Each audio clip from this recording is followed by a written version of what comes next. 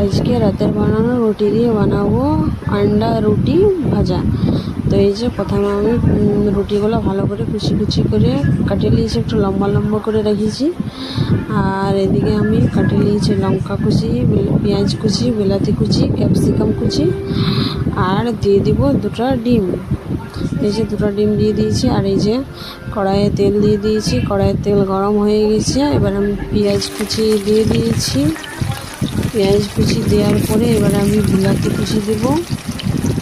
এই যে বিলাতি কুচিও দিয়ে দিয়েছি। বিলাতি কুচি দেওয়ার পরে ক্যাপসিকাম কুচি আর লঙ্কা কুচি সব কিছু দিয়ে দিব।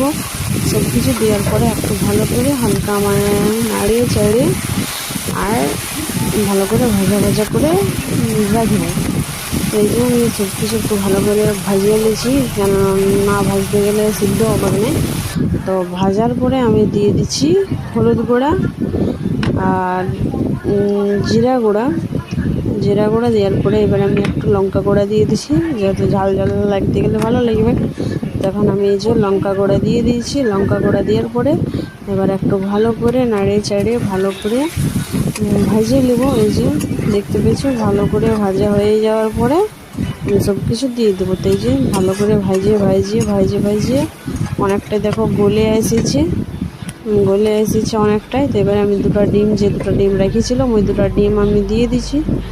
দুটো ডিম দেওয়ার পরে ভালো করে আরও ভাজিয়ে নেব। ডিমগুলো যখন ঝুরঝুরে হয়ে যাবে তখন আমি সব কিছু দিয়ে দেবো। তো ভালো করে ডিমগুলো আমি ভাজিয়ে নিয়েছি, এখনও ঝুরঝুরা হয়ে নেই কে। তো ভালো করে ডিমগুলো ভাজিয়ে এই যখন ডিমগুলো আমার প্রায় ভাজা হয়ে গেছে। ডিমগুলো ভাজা হয়ে যাওয়ার পরে আমি যে রুটিগুলো কুচি করে রেখেছি সেই রুটিগুলো দিয়ে দেবো। তো এই যে আমি রুটিগুলোও দিয়ে দিয়েছি। তো ভালো করে আরও এইটার সঙ্গে একটু ভাজতে হবে, মানে মাখা মাখা করে।